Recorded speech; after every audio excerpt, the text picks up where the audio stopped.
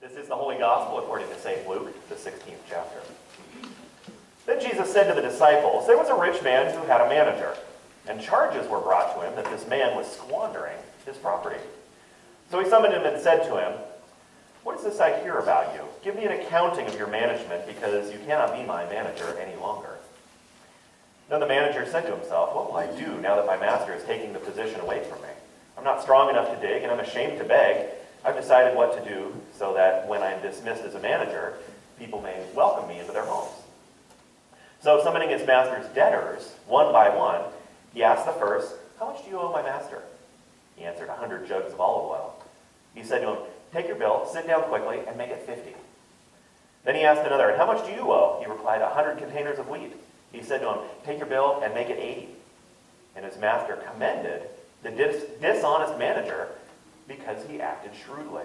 For the children of this age are more shrewd in dealing with their own generation than are the children of the light. And I tell you, make friends for yourself by means of dishonest wealth, so that when it is gone, they may welcome you into the eternal homes. Whoever is faithful in very little is faithful also in much. And whoever is dishonest in a very little is dishonest also in much. If then you have not been faithful with the dishonest wealth, who will entrust you with true riches? And if you have not been faithful with what belongs to another, who will give you what is your own? No slave can serve two masters, for a slave will either hate the one and love the other, or be devoted to the one and despise the other. You cannot serve both God and wealth. This is the gospel of the Lord.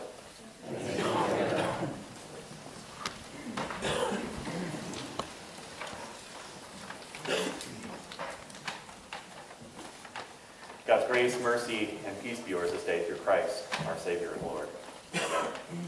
I was joking yesterday with my preaching partner about this lesson. How in the world do you talk to kids about this lesson? Like, today we're going to talk about dishonesty and how to... Do you know what the word swindle means? Cheat your superiors. No. This is one of those awful lessons that, on the face of it, is really troubling. First off, it's about money, which is always a little uneasy to talk about, especially the way Jesus talks about it. Sell all you have and give to the poor. You cannot serve both God and money. Okay, now you got me uneasy, Jesus. Okay, what else do you have for me? Well, let's talk about this character that's unlikable. Let's make our main character a real scoundrel, a jerk.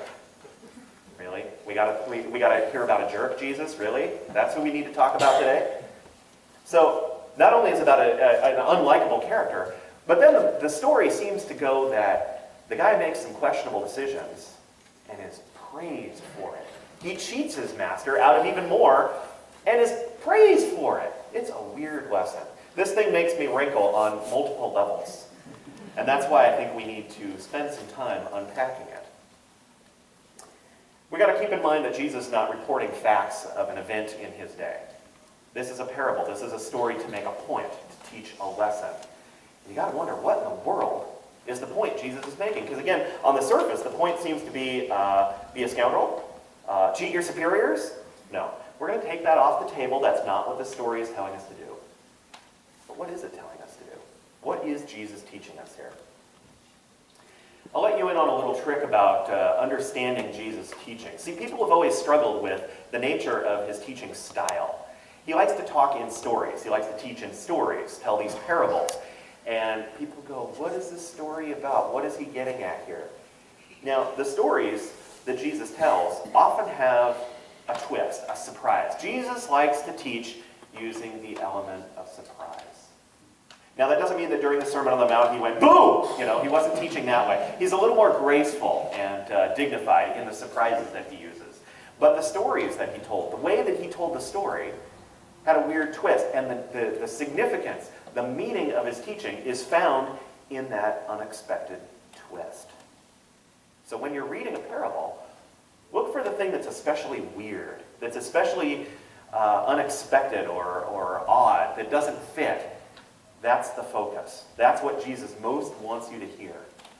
And in some ways, he's trying to see, is my audience really listening? Are they really hearing what I'm saying? Because if they are listening, they'll kind of go, huh? What? Wait, did I hear that right? And it will stick with them. It will get stuck in your head. And you'll wonder, Why in the world is he praising a scoundrel?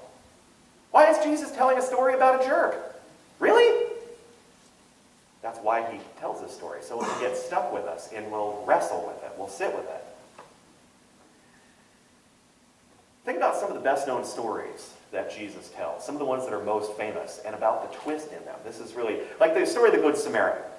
The fact that it's a Samaritan, the guy is mugged, left on the road and needs help. First two people that come along, good, wholesome, religious folks, they pass him right on by. The person that helps him is a Samaritan, the enemy of the Jews.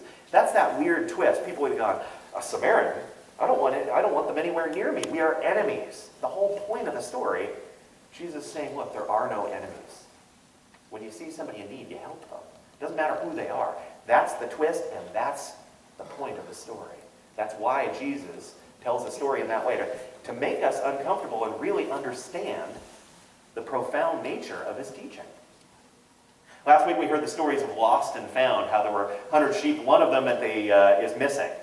And the shepherd, the good shepherd, leaves the 99 to go find the one. Why would you leave this whole huge flock that's under your care and go looking for one little sheep? Doesn't quite make sense. It's not quite logical. Or the coin. The woman has 10 coins, one of them's missing. Wait till the next day when it's light out. No, she lights the lamp, she turns the house upside down. She cannot rest until the last coin is found. Jesus' point here that even though it defies logic, even though it doesn't always make sense, in God's economy, every single one of us is important. No one is left out. And God will turn the house upside down until all of us have had the chance to recognize his love and blessing. Or the most famous story that we actually just skipped over in terms of the course of lectionary readings here, the story of the prodigal son. Now, it's not surprising that the younger son should blow off the family. You know, he's young, he needs to go adventure, so he writes off dad, takes his inheritance. It's not surprising that he spends it foolishly, that he blows the money. It's not surprising that he lands in a tough situation and needs to come crawling home. The thing that's most surprising about the story is how the father reacts. Now, I think the normal human reaction, if you tell me the family's dead to me, give me money and I'm out of here, I'd be offended. I'd be hurt. I'd be mad. And I would maybe hold a bit of a grudge. I would not be so sure how eager I would be to see that kid again. Get out of here. We're going to have a tough relationship. You owe me an apology, right? But instead, the father is waiting and longing and watching the horizon. Not only that, when the kid finally shows up, the father goes running to him. Landowners don't run, not even for a missing kid. Now, for the sake of his reputation, for the sake of dignity, he should punish this kid. In fact, the kid says, I'll work in the farm. I'll feed the pigs if I have to. I just need a job, and I know you always have jobs available. But the father says, no, forget all of that. Here's a robe and new sandals and a ring. You are part of this family again. The kid is blessed for being a jerk. That's the twist. That's how God's love works for us. Even though we may not be the perfect people that God might want us to be, that God created us to be. We struggle with sin. We struggle with the challenges of this life. We struggle with being selfish, hoarding the gifts and our resources and blessings. But God says, I don't care. I love you still. You are part of my family. The element of surprise, the unexpected twist in the story.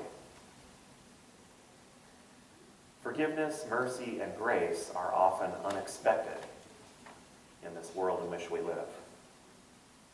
And I think this is exactly Jesus' point. That we expect judgment. We expect rules and consequences. That's how the world works. Rules and consequences. In fact, that's how the Jewish people of Jesus' day understood faithfulness. That's how they understood a holy life. You live by the rules, and if you break them, there are consequences. But Jesus here is showing us again that we aren't perfect. We never will be. And the crazy thing, the weird thing to try to wrap our heads around, we don't have to be perfect. God's love for us is unconditional. Even when we mess up, even when we act selfishly, God's love for us is still waiting for us to come home. Instead of struggling with trying to figure out how to be perfect, because we never will, we can wrestle instead with the nature of forgiveness. Try to figure out what to do now that we've been forgiven. Now that God's grace has been extended to us. And maybe an even harder challenge, show that same kind of mercy and forgiveness to other people. That's the real challenge. A true story. A flash of silver. That's all Nettie, a mental health counselor, recalls about driving to work on the morning of August 10th, 2011, when another car swerved into her lane, hitting Nettie's sedan head-on. With her right leg pinned between the dashboard and the front seat, Nettie drifted in and out of consciousness for almost an hour before the firefighters rescued her. In the emergency room, convinced that she was going to die, Nettie asked a nurse to pen a goodbye letter to her 13-year-old son, Dominic. I told him how proud I was of him, she says, and how sad I was to leave him. Her injuries were extensive, requiring 10 hours of emergency surgery. Her spleen, her appendix, and 2/3 of her colon and upper intestine had to be removed. Beside nearly losing her right foot, Nettie broke her right arm, shattered her right heel. For days, it hurt to breathe, she says, and even feel the hospital gown against my skin. Not until several weeks later, when Nettie began to recover, did her lawyer break the awful news to her. The 63-year-old woman who had caused the accident had had a blood alcohol level well over the legal limit. Before that, I'd been angry. Accidents happen. I hadn't been angry. Accidents happen, says Nettie. But who is drunk at 8:15 in the morning and driving around? The anger really set in. Her distress only increased upon learning that the driver had minimal auto insurance, and that Nettie, who was separated from her husband, would be saddled with hefty medical bills. The last straw came the day before Thanksgiving, when her boss announced that Nettie was being let go. I was so depressed. For the next 6 months, I got Dominic off to school in the morning and then spent the rest of the day sleeping.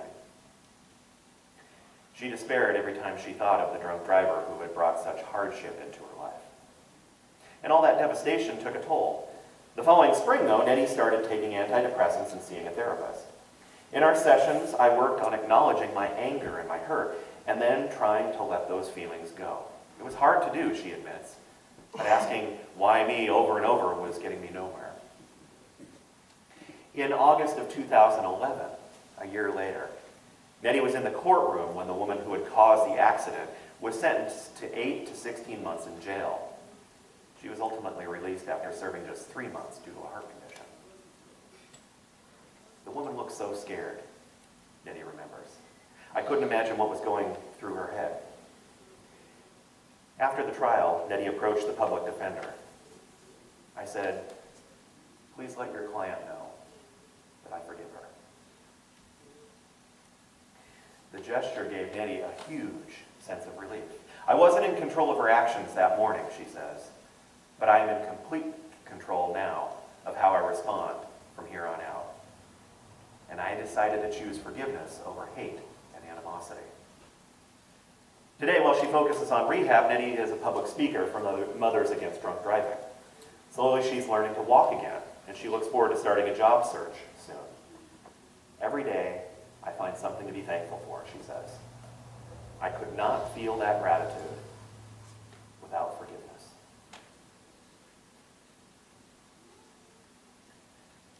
In our gospel lesson, the scoundrel realizes that his time is short, and so he shows debt forgiveness to protect his future. Now, that debt forgiveness, it's a kind of forgiveness. It's not bad, but I ultimately don't know that that's Jesus' point here. It comes from a selfish motivation. But rather, the strange thing, the real twist, is how the master reacts. That's what's surprising in this lesson. The master has every right to be angry. Have him tossed in prison. Here the guy is being a dishonest manager, and what does he do? He cheats the master out of more money. He has the right, he has the opportunity, he has the authority, he has the jurisdiction to take action against him. Heck, he even has an obligation to press charges against this guy, not only to save his reputation, but to prevent it from happening to anybody else. But Jesus is making a point about a bigger truth, about the love of God here, about how God's work and God's sense of justice, which doesn't always mesh with our worldly understanding of justice. Keep in mind, this is all still part of Jesus' response to him eating with the wrong people. Jesus sits down with known sinners, people who cheat others out of their hard-earned wages, and the Pharisees, the religious people, are, what is he doing hanging out with the wrong crowd, hanging out on the wrong side of the track? This is part of that explanation. The scoundrel gives away what is the master's to ensure his future. And the master praises him for it. I think that's the bigger truth here. Let me say that again. The scoundrel gives away what is the master's for the sake of his long-term future. And the master praises him for it. It's kind of along the lines of that story that Jesus tells about the farmer taking seed and flinging it all over the place. And farmers are going, whoa, whoa, whoa, whoa, whoa, whoa, wait, what? You don't waste seed like that. Some of it's going to land on the road. You know it's not going to grow on the road. Some of it's going to land on the rocks. You know it's not going to grow well on the rock. What are you talking about here, Jesus? That's not how seed is sown. That's not responsible farming. But he's not just talking about strict farming. He's talking about sharing kindness. He's talking about showing generosity. He's talking about how we are given blessings to share with others.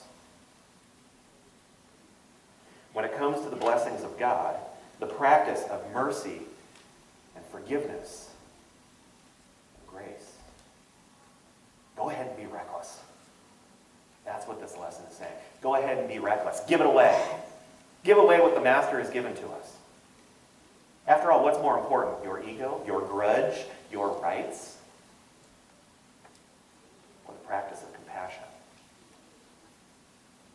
The mercy that God has called us to live. God promises that as we give away the blessings, even to those who are undeserving, that there will be more. We will not be left without. So go ahead and give it away. Even to the undeserving. This is a hard lesson.